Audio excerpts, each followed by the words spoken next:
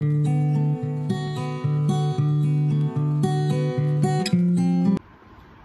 Friends, Radhe Radhe, जय श्री कृष्णा। मैं आपकी अपनी एस्ट्रोनोमोलॉजिस्ट ललिता टंडन। आप सबको मेरा प्यार भरा नमस्कार। स्वागत है आपका क्या कहते हैं आपके नंबर में। आज हम बात करेंगे यहाँ पर अक्षय तृतीया की। अक्षय तृतीया हमारे यहाँ बहुत ही एक खास और महत्वपूर्ण त्योहार होता है। ऐसा दिन होता है अक्षय, यानी कि जो भी हम कार्य करते हैं उसका कभी भी क्षय नहीं होता। इसी दिन हमारे केदारनाथ बद्रीनाथ के पट खुलते हैं। इसी दिन हम बांके बिहारी जी के चरण दर्शनों को करते हैं।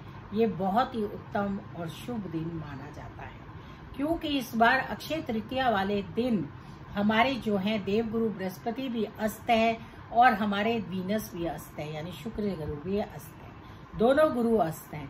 लेकिन अक्षय तृतीया वाले दिन हमें क्या करना चाहिए जिससे कि हमारे परिणाम बहुत ही अच्छे आए। वैसे तो ये दिन ऐसा सुंदर होता है, ऐसा योग होता है कि इस दिन किए हुए सारे कार्यों के परिणाम बहुत अच्छे होते हैं। हम होड़ लगा देते हैं कि हमें सोना ही खरीदना है या हमें चांदी ही खरीदनी है। ऐसा कुछ नहीं है। अक्षय तृतीया वाले दिन आपको दान पुण्य करना चाहिए, मंत्रों का जाप करना चाहिए, ऐसी चीजों का बढ़ाना चाहिए जिससे कि आपको उत्तम परिणाम मिले। मैंने पहले ही कहा था अपनी शॉर्ट में भी, सोना खरीदने का तब फायदा है अगर आपके पास पैसे हैं और आप जाके ले रहे हैं और पैसे दे रहे हैं। अगर आप इस दिन सोना उधार खरीदेंगे तो उधार खरीदी हुई चीज आपका ऋण बन जाएगी। और अक्षय तृतीया का मतलब है कि ऋण भी आपका जो अक्षय हो जाएगा, फिर चलता ही रहेगा। इसी तरह से और चीजों में भी है। आपने किसी भी चीज को उधार नहीं खरीदना है।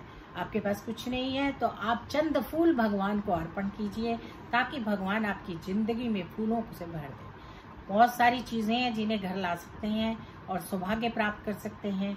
पीली सरसों, पीले फूल, पीली कौड़ियाँ, चंदन, केसर, ये सब चीजें आप इकट्ठी कीजिए। इससे भगवान का पूजन कीजिए। इस दिन विष्णु लक्ष्मी नारायण भगवान का पूजन करना चाहिए, बहुत लाभ मिलता है। इसी दिन बुध अपना राशि परिवर्तन कर रहे हैं और लक्ष्मी नारायण योग बना रहे हैं, तो बहुत ही सुंदर सुंदर आपको फल मिलेंगे।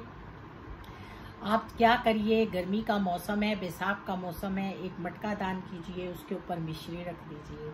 फलों का दान कीजिए, रसीले फलों का दान कीजिए, केला दान कीजिए, गाय को चारा डालिए और अपने बड़ों के आशीर्वाद लीजिए, उनके चरण स्पर्श कीजिए।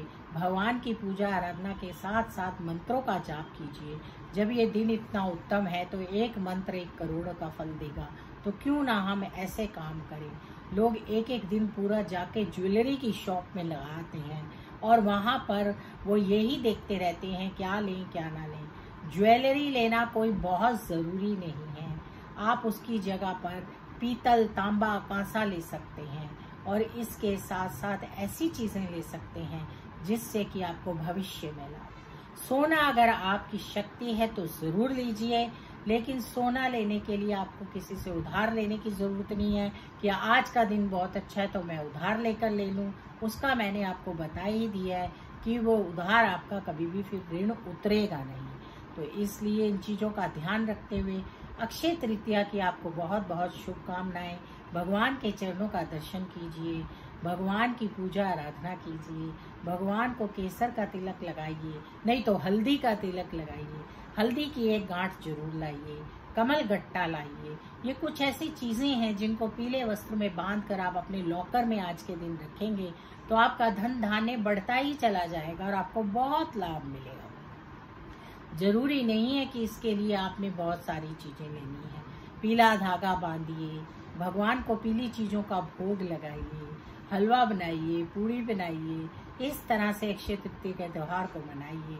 बहुत ज्यादा तामझाम में मत पड़िए, बहुत सारे उपायों में भी मत पड़िए।